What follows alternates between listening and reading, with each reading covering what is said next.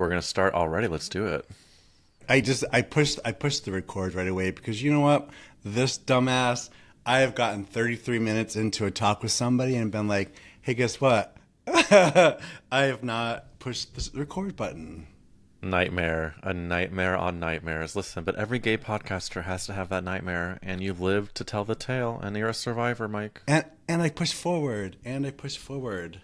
And the worst part about that is trying to like ask questions and make them fresh and exciting. And if something's shocking, act shocked all over again and be like, "Oh my God, that's You unbelievable." know, you have to be a true actress, really.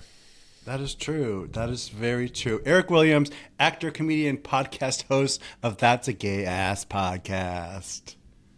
Thanks for taking An the time honor to. to be here with you, Mike. It truly was a joy meeting you a few weeks ago in Los Angeles, California, and now I'm here on your gorgeous podcast. Thank you for having me.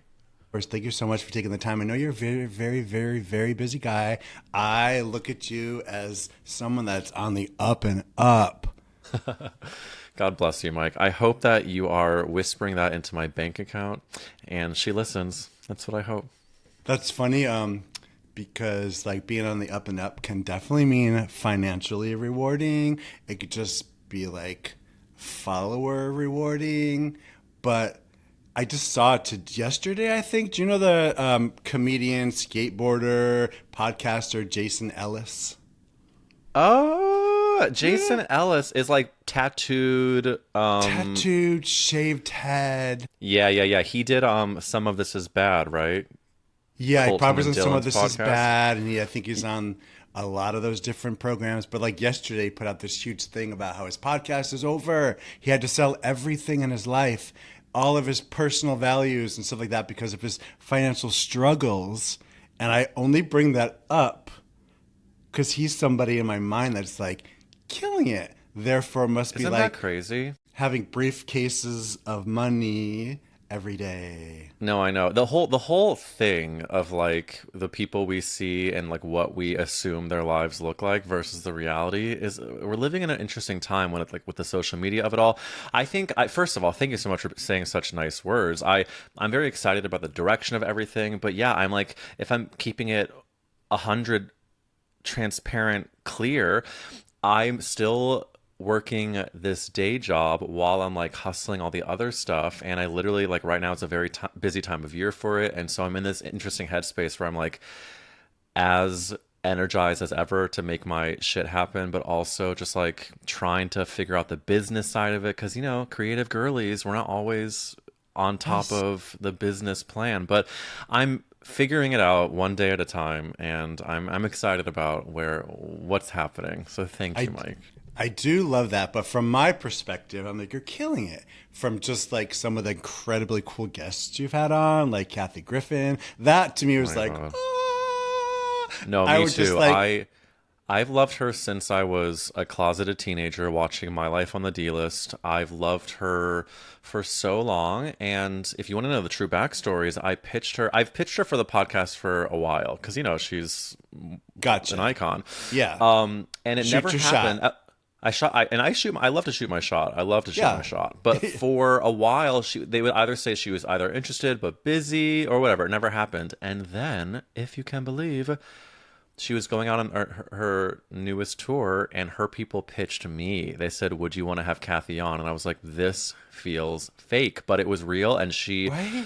showed up right on time, looking stunning, and gave one of my favorite interviews I've ever had in my life. She was so encouraging, and you know, it's just so great when you meet somebody that you idolize, and they actually end up being like the full picture, the full Yeah. package. Like to me, she feels like a woman who gets it, who doesn't forget where she came from, and where she came from is a bunch of passionate gays obsessed with her. Absolutely. She's like humble to the core. That's so great. But like, so yeah, when I saw that, I'm like, okay, his trajectory is fucking taken. Oh, if he's going to be out there, you're going to be the next Billy on the street. You're going to be that's just a name that popped up. I was like, yeah, just cool comedians doing cool shit. And then it's like you said about like, a lot of times online we'll say our team or we when you're talking about like a podcast or creating content, and when we actually is like us, the recorder, the editor, the Yeah, the marketer, we is me and the the we computer is and me. alone in a bedroom. You know what's funny? It's so funny you say that because I, for the first like 2 to 3 years of the podcast, said we for a lot of it, and it was because I was kind of told that you have to fake your way till you make it with so many things. Yeah. So here's what I did: I hired somebody. Paid him not a ton, but I paid this genius graphic designer, Ryan Johnson, to come up with a cover photo for the podcast. I wanted to look legit because it wasn't Yeah. legit. You have to And sell it.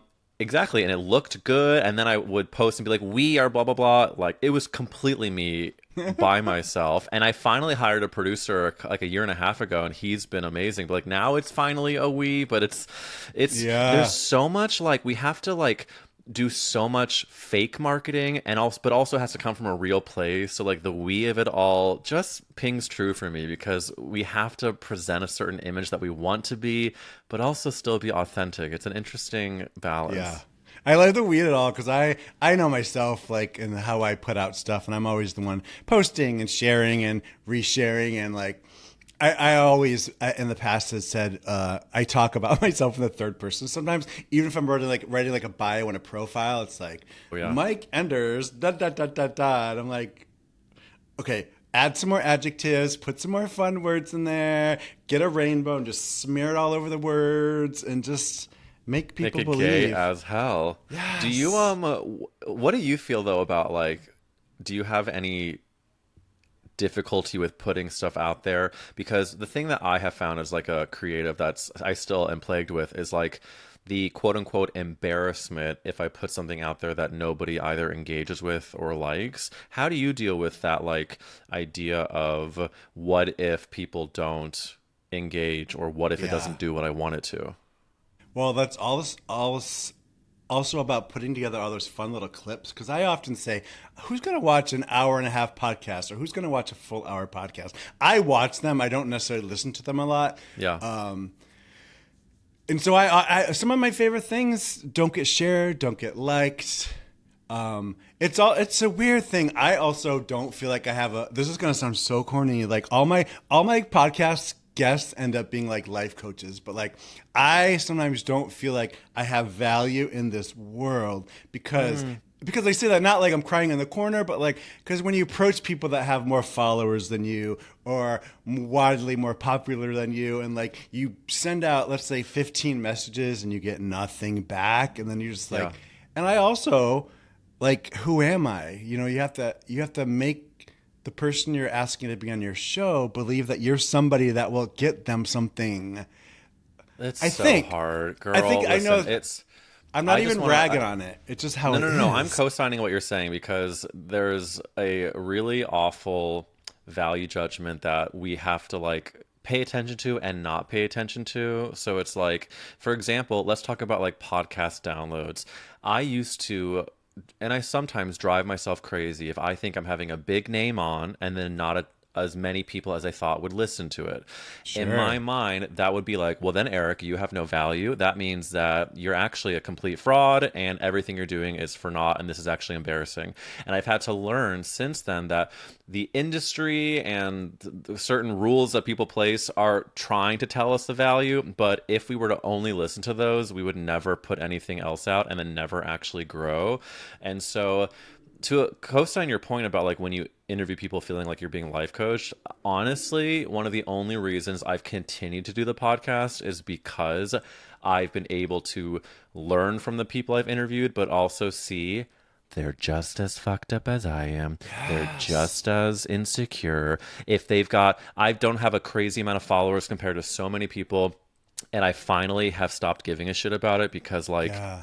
I have met enough people with big enough followings to know that it makes zero difference in how they interact as a human being. And so, do I want to figure out how to like put out more videos and shit and have the time to put out more stuff online to get those followers? Sure. But like outside of it, I'm just realizing how the geniuses that I've been able to interview are, yes, geniuses, but they're also incredibly Yeah. human And the only difference Yeah. between me and them is maybe a bank account number, but also just like they've put out more stuff or they had more time to put out Yeah. stuff. And that's become my mantra. I'm just going to keep on, as they say, flooding the goddamn market. And then one day buy a house in Palm Springs and have a naked pool party. Oh, I love all that for you, and I want that for you. Wait, so you live in West Hollywood, or just I in live on the east LA? side of LA. Yeah, I'm between Okay. I'm like around Silver Lake in LA. So I'm like an east side girly. We moved here. My husband and I, Matt, moved here 4 years ago from New York, and we've just been obsessed with it. We have stayed in the same apartment. We both work from home, so we've had to do a lot of, couples therapy and figuring all that out. Sure. Because before the Space. pandemic, we were both like working outside of the home, and then the second the pandemic started, we were both staring at each other all day. So we really made it work, and we love LA. And yeah, remind me where you are again.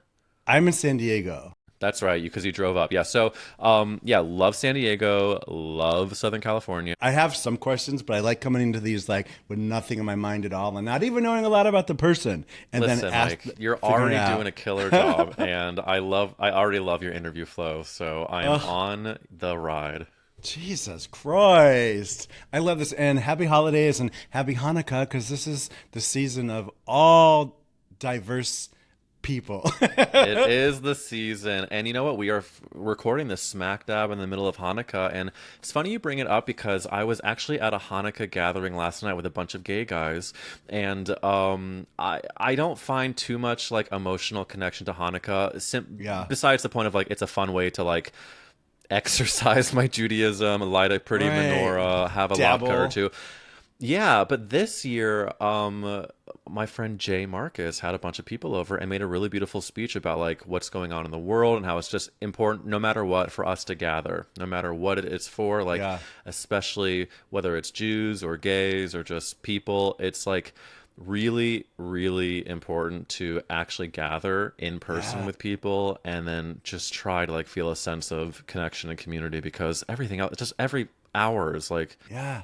a new Well, fucking it's just insane headline. dangerous. Like even just being yourself as a gay, being Yeah. yourself as like an out Jewish guy, like that's not one certain thing you can wear. But like those are things that in the world right now people are getting killed and attacked for by celebrating. So celebrating in itself is a protest. But then I understand if people want to be like, I'm not going to leave my house. I'm going to sit home and Exactly. pet my. I get It it. is It's becoming brave. more of a it's becoming more of a I think you're right, a symbol of just like being visible. And I often make fun of my Catholic husband because it's so easy to do so. However, I do want to give him a very genuine compliment, which is that he loves Christmas, his family loves Christmas, but he's also really, really good about honoring the Jewish holidays. And he's been the one bringing out the menorah every night and lighting those candles. He made a bunch of latkes for this Hanukkah party last night, Jesus. and he understands the meaning of it, even though he was not born Jewish, he didn't convert or anything, but he's like really just it's such a sweet way to show that he cares by just like making me and my holidays feel Yes. You included. And better put out last night then. Come on. yeah, my To him little or somebody else, I guess. Woo! I wish I could say I got gang banged at the gay Hanukkah party. Unfortunately, my personal latke did not get sour Yeah, creamed, but it was understandable. I had a couple of flirts, and of course, since it was gay men, we had some horny conversations, but no no sour Yeah. creaming last night. I went to a Hanukkah party in San Francisco many years ago, and get this. This is the gayest shit that's ever going to be Tell said. me. It was a harness Hanukkah party. So it was gays. We have multiple friends who are Jewish and support it and celebrate it. But it was a harness Hanukkah party. And these Genius. gays were shirtless Hanukkah, and they had blue lights woven within their harnesses. I And they had the love gay menorah light people. on the wall. Mike, even And okay, if I steal the Hanukkah harness party, please send me the names of who I can at least credit. But tell me, since now I'm gonna put the podcast onto you as a fellow yes, of podcast course. interviewer, Mike, what is your political opinion about a harness, or Mike, I think you seem to be somebody who could really look great in a harness. Do you have a history with it? I am controversial because you look at me and you see tattoos, you think ex-prison, you think gangbang, you think I work in a garage and someone comes in to get his car fixed and we get it on. There, and then fetish and kink and pee on me. I don't own a harness. I don't wear a harness. I'm vanilla. I'm actually, I was going to say unapologetically vanilla, but I You're apologize for apologetically being vanilla. I'm definitely dyslexic. Woo! But then again, I have no kinks. I mean, That's therefore, okay though. I feel But like, no, or fashion. I don't like leather. I don't like cigars. I I don't like see, I cock rings. I see. don't like poppers. You didn't ask That's all okay that. though. You didn't I ask don't all think. that, but I told Well, you and I that. want to know. You know, I want to know. The Because I thing feel though, like I think harnesses is have encompasses all that. I kind of think I might be somewhat vanilla as well. Like I don't think that's a bad thing. I think it's more about like what really gets you off within the vanilla range. So like there are so many yummy things you can do, but I'll be honest, I tried a harness on once. Matt bought one and I was like, ooh, and I looked in the mirror and I like hated what I saw. It did not go with my spirit. I did not feel like me and the harness Yeah, were my one. spirit. It might have been the fit of the harness. It might have been the girth of the harness. It might have been something, Right. but Did it I'm frame your open. chesticles like I don't nicely? even know because like I have hairy tits I would love to frame, but the way that this they framed me in that Oh. harness, it didn't feel like it fit. And so it could be that you're just vanilla or you just haven't found the right harness. But listen, I think we need to just let our freak flag fly. And if our freak flag is not as freaky or colorful as others, it's still a freak flag. I think I also coming out as a side. Just saying, the more I learn about a side, I just like in bait bros. Like I don't. Those are some things that I'm sort of really into lately. Just like bait Yeah. bros and being on Yeah. the side. It's like cleaner to cleaner to pick up afterwards. It's Yeah. not as No, I love messy. side play. Side play Yeah. is God given, and I think there's nothing wrong. I do like that there's more awareness of the bait community now. I did you see that there was like a full article about gooning in like one of the like big ol' I don't know if it was like Vanity Fair or what the fuck, but like no, there's a lot more representation for the sides and the Yeah. baiters and the gooners. I Yeah. ask a lot of people this on mine. Can I ask you, do you have a lube that you subscribe to as a side king? I am. I. I am the worst gay ever because I don't even like lube. I don't like the consistency of lube. I like some good old Neutrogena like hand lotion. I love that. No, that's great. You're so gay that you need your dick to be moisturized. That's My even dick is more so gay. soft. Some people are like, "Did you have a silk transplant on your penis? Because your skin is so soft." And I said, "No, I didn't." But then I like hold up the Neutrogena like influencer style with like my hand behind it. I'm like, Wait, you've actually been asked if you've had a silk penis transplant surgery? because my skin is so soft. That's an So it's working. amazing. That's an amazing headline. So Wow. lube in general, I'm also one of those people. I'm married. Me and my husband have been married for 18 or no, together 18 years, married for 11. We're open, Congratulations, and Mike. we're his name Huge. is also Mike. Mike and Mike. Mike and Mike. Yeah, but what am I doing? Oh, so I am on the apps, and I do have occasional hookups. That's allowed. Our situation is we don't talk about it. Like we don't want to know about it. Be safe. Don't Yeah, yeah, get yeah. murdered. Don't Yeah. stay over. Don't get attached. Don't Yeah. get murdered. Don't get attached. But I'm one of the person that like will be at the top, and like be coming over to someone's house. Or if they come into my house, I'm not prepared at all. If you come over to trick on my house, you better bring a fanny pack with lube in it because I don't have. This house is lube free. Wow. Wait, so the other Mike is also not purchasing lube. No, he's also a top, and he also lives in San Francisco right now because we own a house up in San Francisco, and I live in I San Diego. love this We're modern very marriage, shishi. Mike. I love Yeah. this modern marriage. Wait, can I ask? Oh, so how long has he been in San Francisco? How long have you been living I'm separately? I'm originally from San Francisco. My story is very. It could be like a Nightline, Dateline special. I in my real life, I'm a zookeeper. I work at the San Diego Zoo Fire Park. And I take care knew of that. the I knew big that. cats It's and so gorillas. cool. And so I've traveled all over the world for the last like 4 years.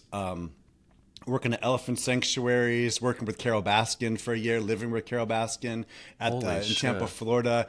I say this, but that entire time, me and Mike had our home in San Francisco, and so when I was living in Tennessee, I was offered a job here in San Diego, and we want to move to San Diego and become old men and live here and like have the like SoCal life. Yeah. I need to be near an ocean. So I have been away now for 4 years, and Mike's up there teaching. He's a high school teacher. He teaches Spanish. And he Wow. can't That leave his is. job, and I'm in the job of a lifetime. And so we're just in this very grown up, yet sad sometimes because I miss him so much situation. But I lived in San Wow. Francisco from like 1992 to like 2002. So I have I a really big history in San Francisco. I love that so much, and I really commend you two because you're both sort of like following your dreams in terms of like having careers that bring you joy, but also if it Yeah. makes you separate for a minute, you're figuring it out. Will you do me a favor though and tell your husband Mike to come see my show in San Francisco March on 5th. March? Is that what it is? I don't know. I Um, think so. it's a I, Wednesday, like March 4th or 5th. But well, yeah, thank you so much for spreading the word because that's my biggest theater that I've been booked in for this tour. It's Wednesday, March 4th. And so we're trying to get those SF gays there. So are you help me kidding spread me? the word. Yes, I will shoot the word, put out the word, Thank you, scream at the Mike. high. I'll go on the top of the Thank you. Golden Gate Bridge and just scream, and then I'll jump. I Just kidding, pre just kidding. I'm well, not suicidal. But as long Kath, as you've got a parachute. I believe I saw we were performing, and it's the Cafe du Nord, which is like 3 blocks from our house. Do you Amazing. know the Cafe du Nord? It's a very cool I only spot. know it from like afar. I was very, very excited when they said yes, and it's the space is the Swedish American Hall, which is like a very big space, and so I'm like really, really excited. I've been to SF many times. I love the gays there. I love how horny it is. I love how diverse it is, but I've never performed there, so I'm really, really excited to come, and it's really going to be here before I know it. So, yeah, I've never actually been though into that space. I can't Yeah, wait. it's a beautiful space. I've seen some big performers there. It's got these beautiful chairs along either sides of the wall. These big like velvet back like king's chairs. Like the backs of the seats are like 10 feet high. Oh, I love that. You're gonna make love to that room. It's gonna be so charming and I'm it's gonna gonna suck embrace off you. so many daddies during Yeah, that show. I yeah, can't wait. yeah. Maybe you should put that in the advert, and then it'd be a packed Come and get show. throated. Yes. Well, this is all just flowing straight into why all the drama and touring is. So you're going to be going on a tour very soon for your Yes. stand-up comedy, Yes. It's pretty right? wild. I Who the fuck are actually you? a delusional queen that said enough is enough and I'm going to do the thing I've wanted to do for a long time.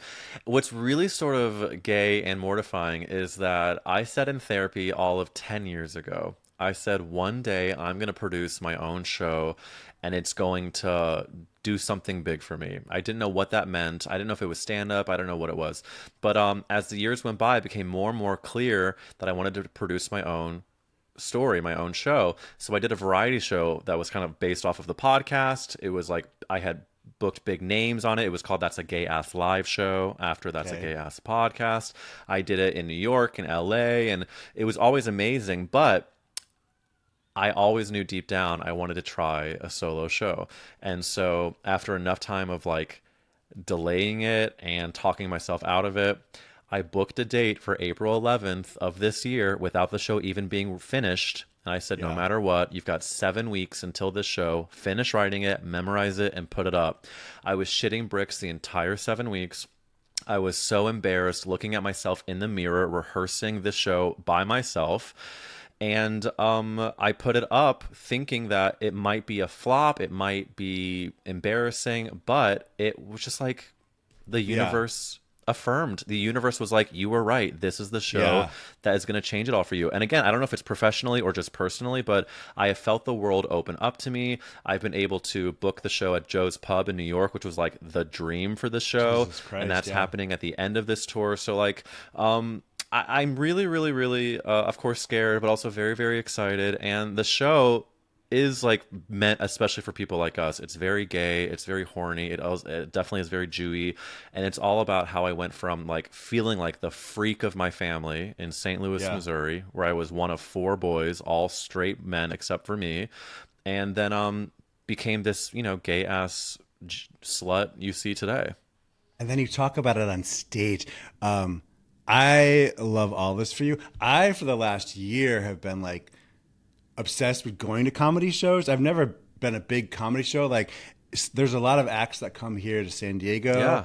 I've variety. I've seen a lot of my. I have a very niche sort of like comedy special that I like. I like Ian Fidance. They're mostly all Yeah. straights. It's like Ian Fidance. I saw Mark Norman the other night. I love Mark Norman. Yeah. I saw a very controversial the other night because he makes fun of everybody. Jeff Dye.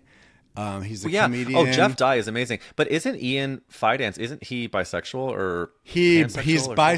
bisexual. He has in his past sleeps with trans women. So Love. yes, he's bisexual and he talks about it and he's open about it.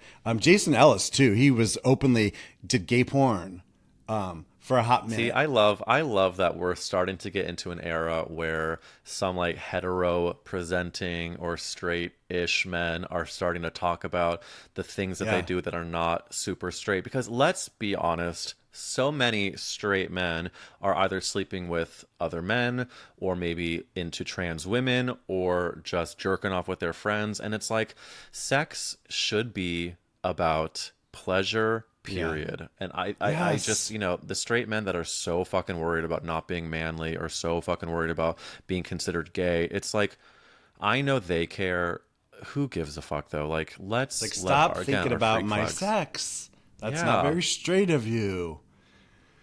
Yeah, but it's funny though, and so seeing a lot of these comedy shows, like so often, I'm like, you can't say that.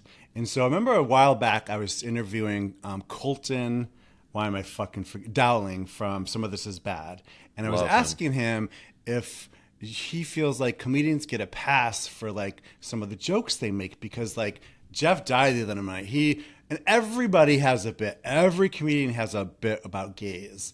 How I love gays. I love gay bars. Everybody has a bit about gays. But Jeff Dye the other night was making fun of.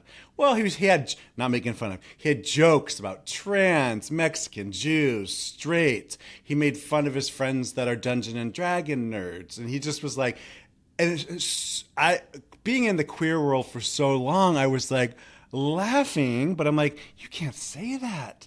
And so I've always wondered about like what is are comedians given a pass to make these really inappropriate jokes sometimes because Well, if that's any of a this got great out, he'd be question. canceled left and right.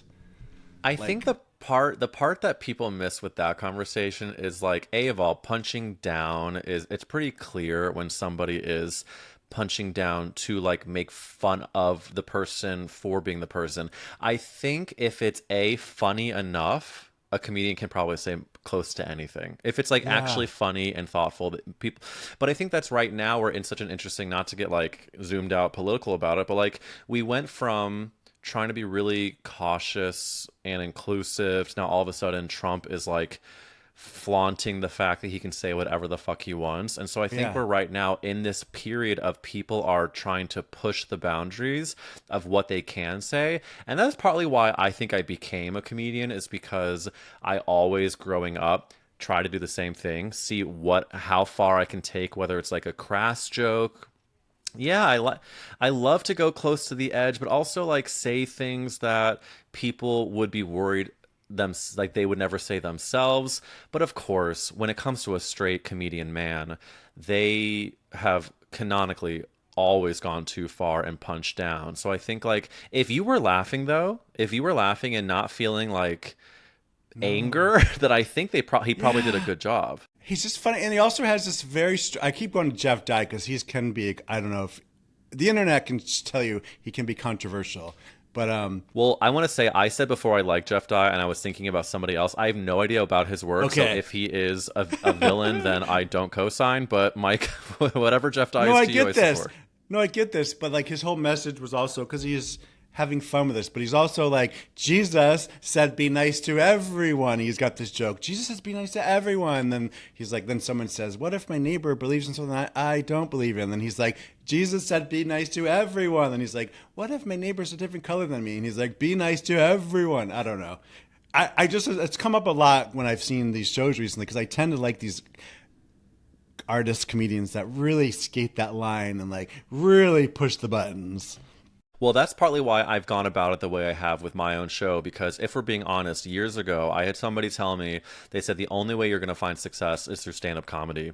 And at first I was like, oh, maybe that's like supposed to be encouraging. But then I started to do all the open mics. I started to try to get on shows, and it was really dark because a lot of those open mics are straight men saying really offensive things, like Oh, you're saying. like they're mean. Whether They it's get up there to be mean. yeah, and also they're just not. So a lot of them are not funny, and so that you're Okay, just gotcha. basically saying mean things about gay people or any type of queer person, or just like Jews, whatever it is. And so it was sucking my soul, much like one of my first day jobs was working at a restaurant. I was not Yes. only a bad server, I also just could not function outside of that restaurant job. Because you So all want to this be to part say, of it, but then you get inside the door, then you're like, wait a minute, this is not what I wanted it to my God, feel like. I worked at a restaurant in Brooklyn that I felt like I was catapulted back to like growing up with my brothers, because it was a bunch of straight men who liked to like make fun of my, I guess, like not masculinity. At one point they were like, "Hey Eric, can you lift those tables?" Ha ha, no you can't. It was very like, I was like, what Right. middle school am I in? Like the whole toxic masculinity about like, It oh, if was you can't very lift a that, but table, I you should ended have just up, flashed your hairy tits. You're like, how's this? Is this macho enough, bitch? how's this for macho? Yeah, You and then literally squirt milk see, at them. and I am very lactational.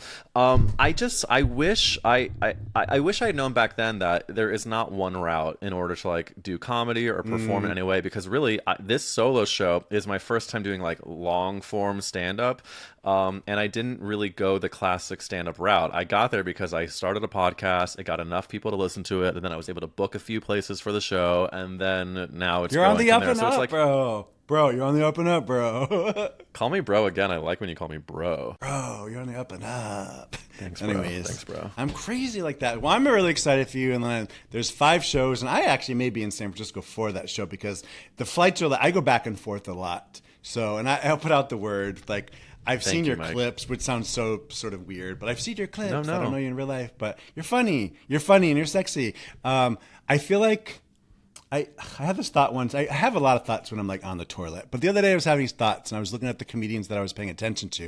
And I feel like they either have to be really good looking or really ugly. I don't know. And where do I fall, Mike? I wasn't really going to have a sentence there. Or they have to be like, this is going to sound weird, or they have to be like extra fat, or they have to have like, be super hairy. No, like or almost gay. like caricature or like archetypical of like a very but extreme archetype. That's why I've had such little success in my life, because I'm just really mediocre.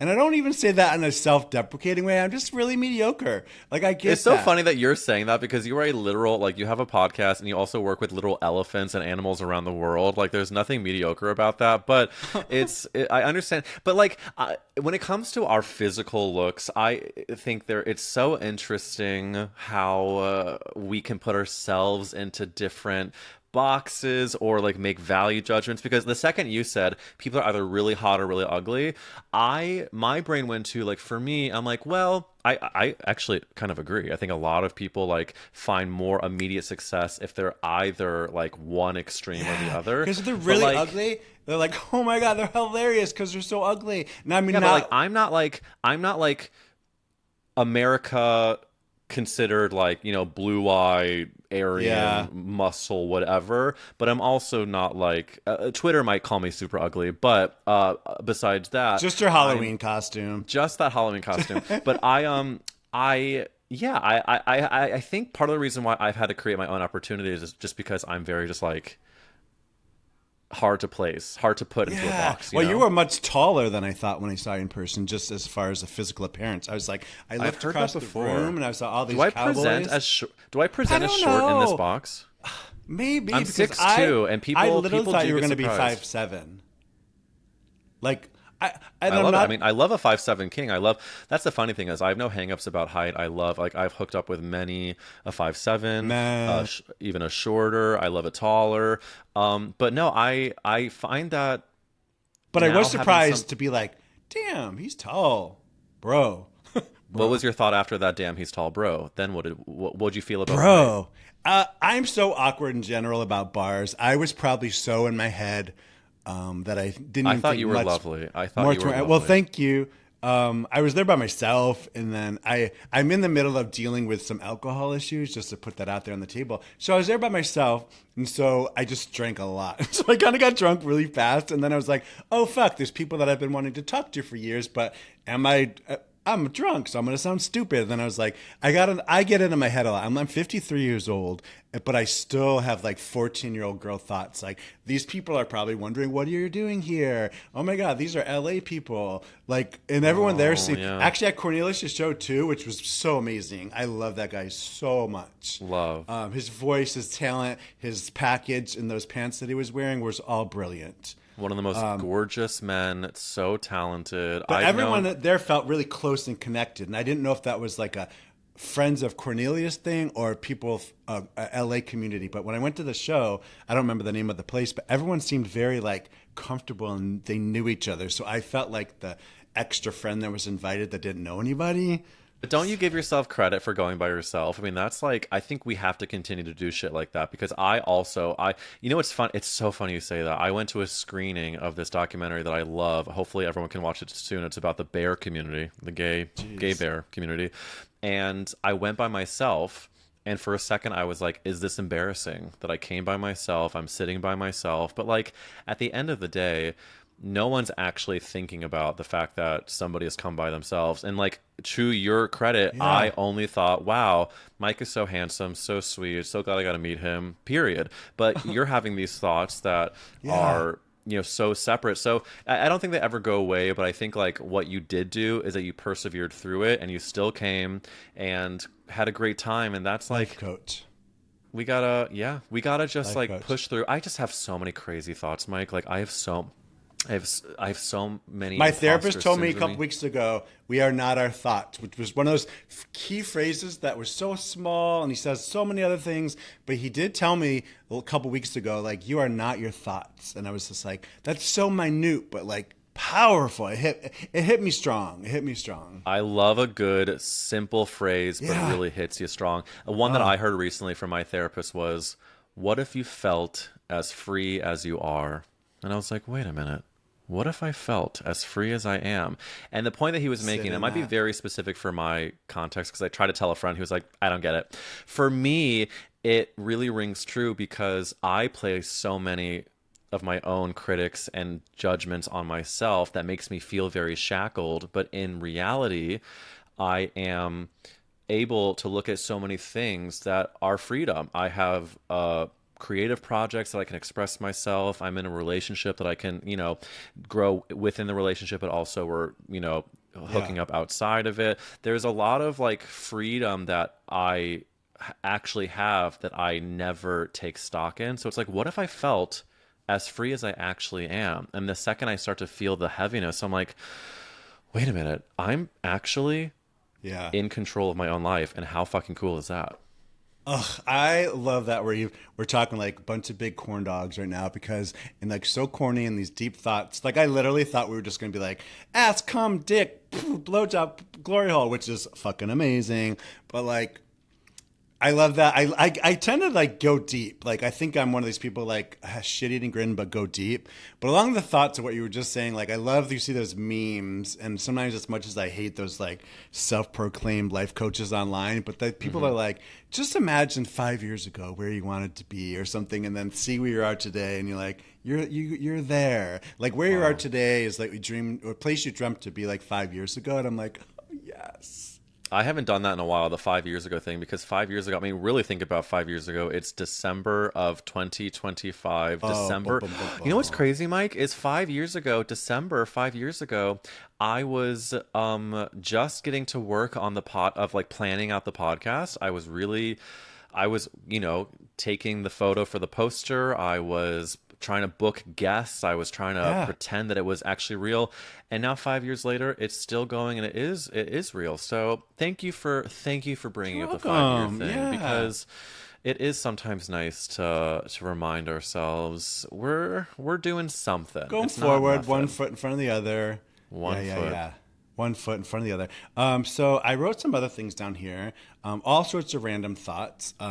I'm going to get to some worse topics, but one of the things I realized, this is the most dumb thing, but like when I was walking through West Hollywood the other night at the bar, I noticed the Starbucks right in the middle of West Hollywood that I always used to go to when I was a blogger. I'd show up there thinking I was fucking Perez Hilton. Like, that's why I did my Accidental Bear blog, and I'd sit there and just do all sorts of stuff there. It was gone, and that made me really sad. Not because the world is fine without a Starbucks, but like I have some really great memories at that Starbucks with some really cool people, like the past Leslie Jordan, and like I met him there, and like we hit it off, and we became sort of these weird friends. And every time I'd come to LA, we'd meet at that Starbucks, and he'd just be like, "You big fucking hairy Sasquatch, you're 10 minutes late." I don't know, but so I've noticed that Starbucks was gone, and I have so many good memories with it.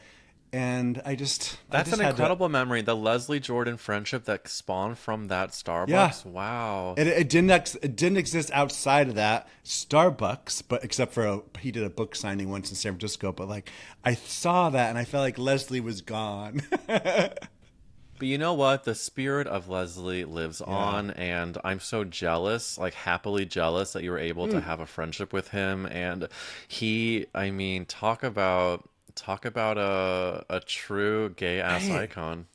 Like out there in your face, unapologetic. Well, another one of those ones is Richard Simmons. Like I would go to the Simmons studio and take his fitness class when I was there for years. So and Incredible. I'm only saying this not because I'm fucking cool, but like these are just things I did that anyone could go take his class if you just sign up. But I did that multiple times, so he got to know my face, and it was so funny. And see, there's some of like the out queer. I don't know. I wouldn't call him a comedian, but just like out queer Personality. funny Yeah. guys in town. And Was so, he was he like in person out like sort of because like wasn't Richard oh Simmons like not really no, he like never would go into like specifics of like pronouns or things. Or he was so clever in the way he spoke and told stories that you never knew if he was talking about a male or a female or a dog or well, not not that way. Not let BC hopefully Alleyway. he's not partnered to a dog.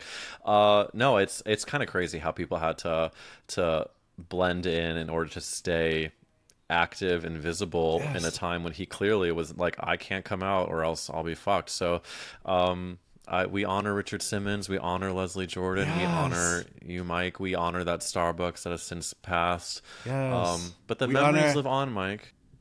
Yes. You know, I did a show with Perez Hilton many years ago. Get the fuck out. I understudied him Oh my God, in a that's musical. incredible.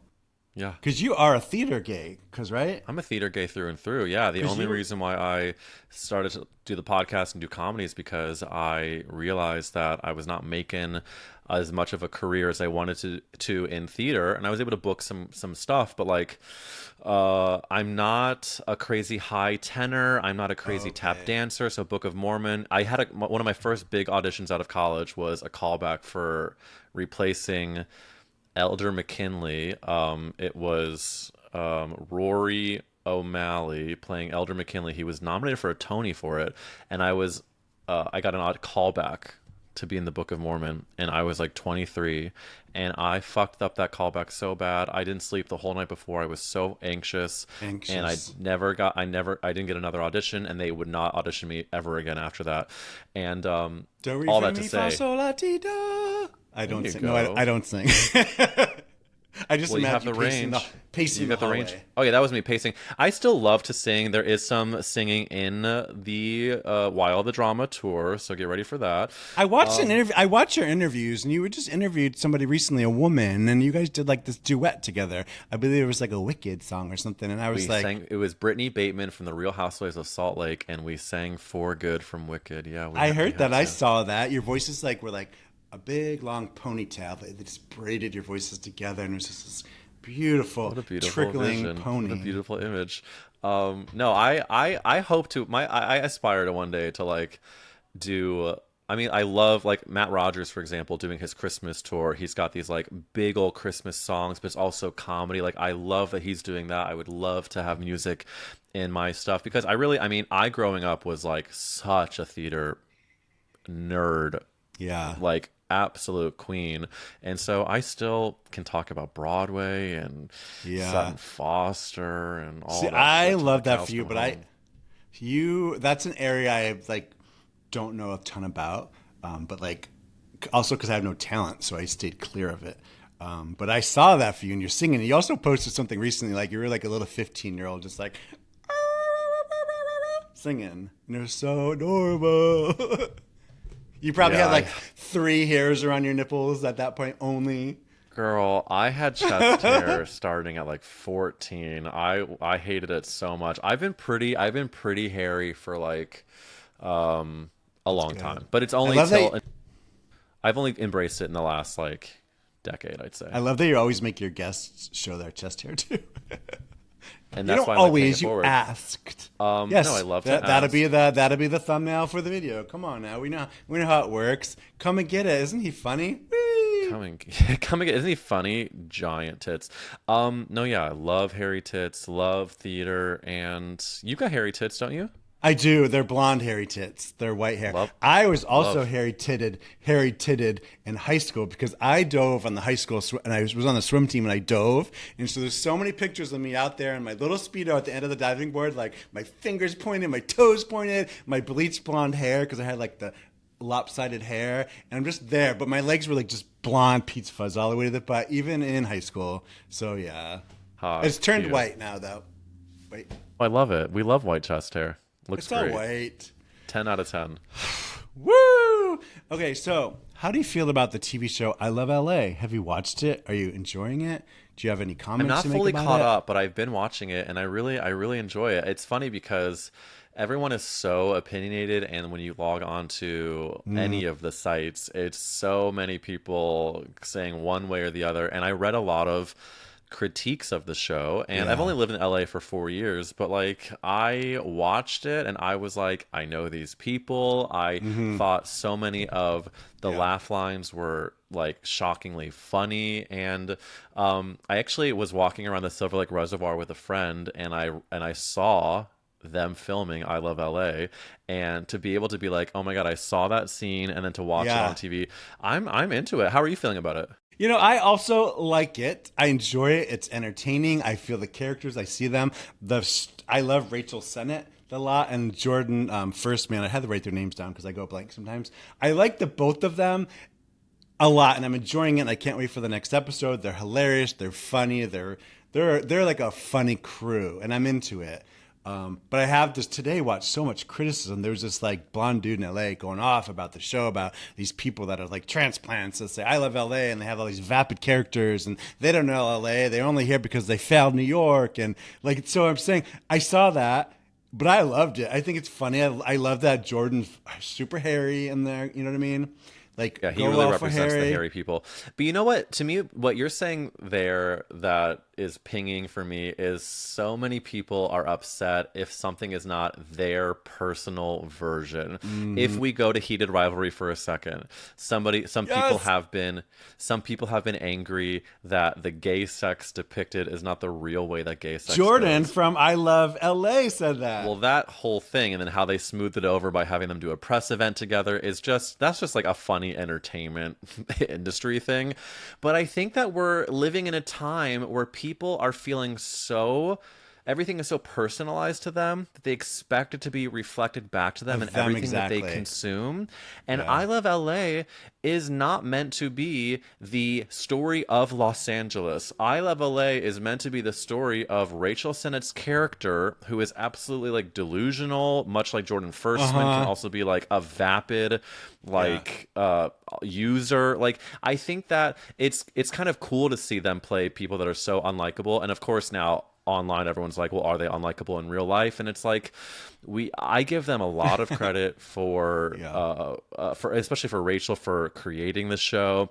And really they're living the dream. I would love to have a show that is my point of view that people are having discourse on over the internet, and like and I can only imagine behind the scenes what's going on with all the heated rivalry press stuff. And I think Jordan should not have said that. I do not think he should have said that. I do think Yeah. that like it was probably him smoking a joint and then posting something, Yeah. which who among us has not done it, but the stakes are a little higher. I saw the Onion article earlier today because, like, I don't know what's real anymore online. AI articles. I file Yeah, freaking yeah. AI on accounts, and I'm like, fuck, this dude's hot. And then I'm like, oh, that's an AI model. But the Mm. Onion did something today, like, said something about hockey players are pissed off about the show because that's not how hockey players have sex or something. It was like, it was just so funny and stupid. And so, but I Well, do what's really like crazy? heated rivalry a lot. It's Oh, me fucking too. hot. Two of my three brothers were huge hockey players, and I went to so many hockey games growing up. And then to be able to see a show that is putting our fantasies into a very real, like a bunch of sex scenes, and seeing all these hockey players love to penetrate a man's hole. I How know. beautiful is that? That's healing, Mike. That's healing. That is healing for sure. Like if I were to watch that with like, well, my parents when I was younger, I would definitely have to grab a pillow and put it on my lap. You know what I'm saying? Like, Oh yeah. Can you imagine people watching that show with their families? I know out there are some people who watched Heated right. Rivalry with their parents, and that must be tough. Here, let me ask you a question. If we're now considering hockey to be like a really sexy sport, especially for us gay guys fantasizing, are there any other sports that you would love to see a gay sex plotted version of on TV? It's funny you say that because I'm thinking of the sports that are like contact and like burly guys. Of course, rugby pops up. Hot. Rugby is always so fetishized a little bit, but I Oh my also feel God, like can you imagine like an lacrosse. Australian show about Yes. rugby? Oof. Ooh, wait, wasn't that the line? What is that show that everyone loves? Two pretty young boys, and they're on sports teams, and they do. Why am I forgetting the name of the show? It's really popular. I'll come back to A it. Heartstopper? Yes, yeah. Do they play rugby? Right. I think there's With the a guy football. Kit, there's like all muscular and like I don't know. The other guy's nerdy and like Maybe it is rugby. Yeah, I haven't watched that in a while, but there's yeah. definitely sport involved. Definitely That I think sport. lacrosse is a hot sport. Mm, I don't know God. any Yeah, I sweaty just sport. well, you just flashed me back to when I was in high school. I was not athletic. I lusted after all the athletes, and I remember like the sweaty mopped hair of a lacrosse player, the socks going up their calf. I would like look at their calf muscles from behind. I would then see like the hair on the back of their thigh. I would wonder how high up the hair would go. You would see them stretch and then give you happy trail. There's just And their yeah, armpit hair would it's just stick out a little bit to tell you that they had it. oh my God, heaven, Well, heaven on this is earth. not as sexy. Well, maybe it is as sexy as that. But in my swim years and being on the team, there was time before I went to sectionals. So we'd always be in speedos to begin with. But there was a time of the year Right. before going to like bigger events and like states, where there'd be shave parties where my entire team would be. Even with their speedos on was hot. They would shave their legs and arms and bodies because like that's just sort of like a advantage you can get in swimming to go smoother through Right. the water. So there's so many times every year before sectionals, my whole entire swim team and myself included as a diver, I'm like, I think I need to shave my body because I think I'll go into the water smoother if my armpits are shaved. But we'd have this my whole entire swim team in like this square shower, like all shaving their arms and legs and chests And the and speedos would armpits. stay on. I can't remember. I did so much acid in high school. You I did don't so much remember. acid in high school? Oh Wow, God, you're advanced. I was a drug addict all the way through high school. Eighth grade, I started listening to the Violent Femmes, smoked weed, and started drinking, and that was a good 10 years. Yeah, I Can I started. I ask you started then, young. what is your current juncture when it comes to like the alcohol and drugs of it all? Are you like, I am trying to keep it to a certain amount? Am I Well, going California sober? Where are you at right now? If you that don't is mind me very asking. no, fine. That is very interesting because I haven't smoked weed in like 30 years. Wow. Not and I'm around it on the daily. Weed Yeah. now it's gummies or whatever, refill pens. With alcohol, I pretty much am an alcoholic and should quit because I make all bad decisions. I regret it. I call it to work sick. So right now, and I don't, and I've tried AA in those programs too. I'm just being very honest about this. Yeah. But I have in AA. It's sort of a thing like people don't know if they belong or they should go to these meetings, but I guess it's like if you have the desire to quit there, and I have the desire to quit because I drink to get drunk. Anyways, yeah, I that's really such I a commend I commend your honesty though, because I think yeah. that there's, while I of course understand how deeply vulnerable and personal it is, I think it's also very human that you're saying I am struggling with this, substance. I posted about and talked about my relationship to weed, and I know it's very different from alcohol and alcoholism, but I think without checking ourselves, especially for queer people who are trying to just like Yeah. get through, I think it can Yeah. be very easy to Holidays. lean in. Holidays, I mean, it's a tough time of year, but I commend your honesty about it, because that's a huge step, I think, is to communicating to the You world gave me what you goosebumps. want. Oh, you gave me motherfucking goosebumps, life Yeah, coach Eric. you're on your way. We're all on our way, and you are Bro. absolutely Yeah. doing the hard work. So Yeah. I'm excited for you, and I think that you just have to continue to be kind to yourself, and Yeah. one foot, baby. 1 foot, 1 foot. Okay, we're gonna get down. We're all have almost there. Gonna finish this out. I have one thing I want to talk about, just because I want to talk about it out loud to somebody else, Yeah. and then I also want to talk about Gianmarco Ceresi. Is that how you say his name? Who I'm in love with. Let's talk about him Love him. first. You interviewed Gianmarco Ceresi. Am I So butchering it? no, it's John Marco, and then I'm pretty Gianmarco sure Ceresi. Cerezi. Ceresi. Okay. Although someone got mad at me for saying his last name wrong, so we'll just say it's John Marco Cerezi. I John Marco, I adore. John Marco and I met each other probably at this point over a decade ago, and we were doing a play in New York. We're both get theater queens. out. We were both like understudies in this really cool downtown play called Clown Bar. And John Marco was always unbelievably hardworking and talented. But when he started to do comedy, I was like, cool, like amazing, God bless. And the more that he climbed the ranks and put stuff out there, the straight male privilege that I think he has is that he doesn't seem to second guess himself or second guess his place in the industry or the world. That might be some of my gay trauma, which is like for a while, and I still sometimes struggle with, do I either deserve to be here? Am I a complete fraud? I think John Marco has done a really great job of like saying, well, listen, I belong here and I'm going to do everything I can to put myself where I want to be. Right. And so of course, what you're really wanting to talk about too is how hot he is and how he has aligned himself with the gays. And Get I out think of my head. it's. Get I out of literally my just head. got interviewed for something that I also mentioned, John Marco, and I That's said funny. his thirst traps are so amazing. I feel like when I see them, I can taste the hairs in my mouth. It's just I I just love adore I think I might have learned of him from you also, but then since then I've watched so much of his stuff. I just really truly adore him. He was interviewing Jinx Monsoon recently. I don't know how Yes. long ago that was, and he just like I want to like go for a walk with him. I want to go grocery shopping, come home and watch TV.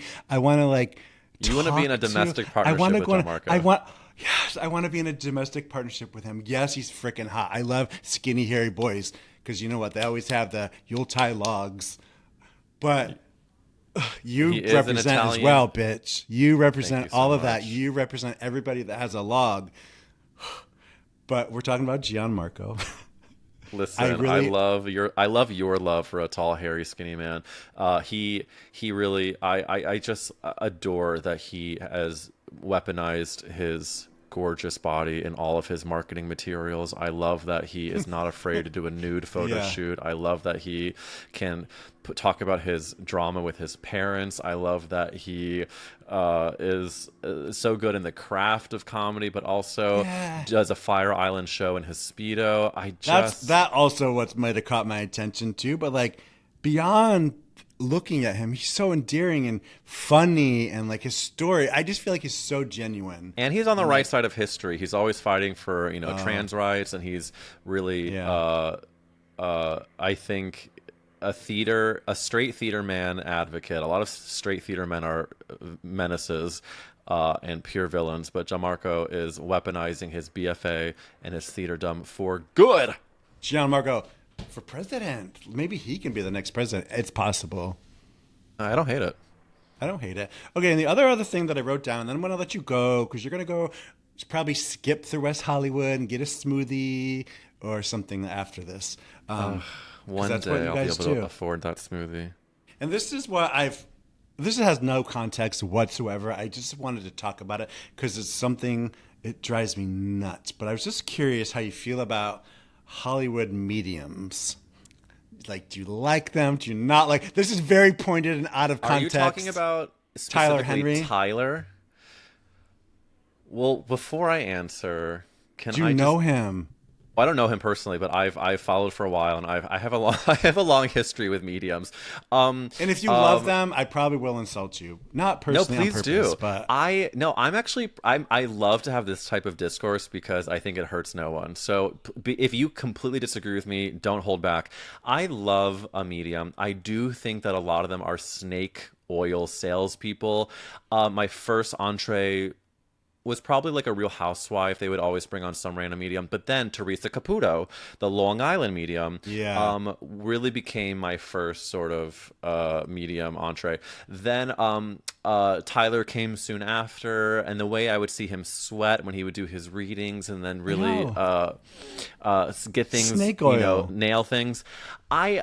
My husband does not believe in them at all. We're very. I'm That's why so I'm mad okay right having now. the discourse. And like start drinking and like fucking shooting Well, up. And I'm so woo woo. I'm like I love the universe and I love woo woo ness. And now you're sweating. Are you mad at me? no, I'm mad. I'm just mad. I'm mad that because I feel like you're a good person, and I'm mad that you feel that way. No, Well, don't. here's the deal: is I still have trust issues with both Tyler and Teresa.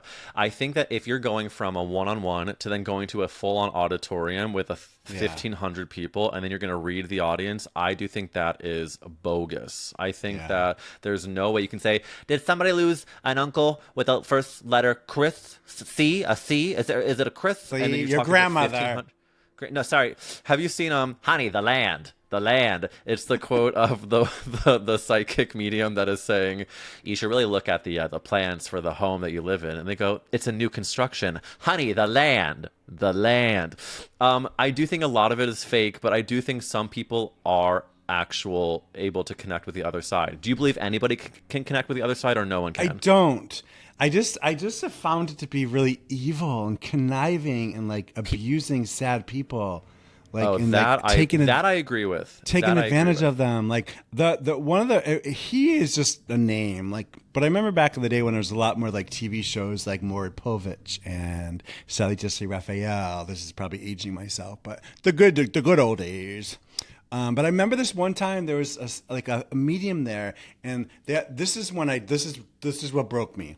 And then we're gonna say goodbye because I don't want to keep you. But this is what broke me on mediums, and like I've never been able to see them different. There's a family on the show that their daughter had gone lost. She had been missing for a couple years, and there was a medium there. There's the one woman that had big blonde hair. I don't know if it was back in the '90s, but anyways, the medium said, I can see your daughter. I can see your daughter." And so this family that has had so much grief and pain and tears and crying, loss, Yeah. the medium said that I see her and she's in a well. So she told this family that she sees her daughter and I'm sorry to have to tell you this, but she's in the bottom of a well.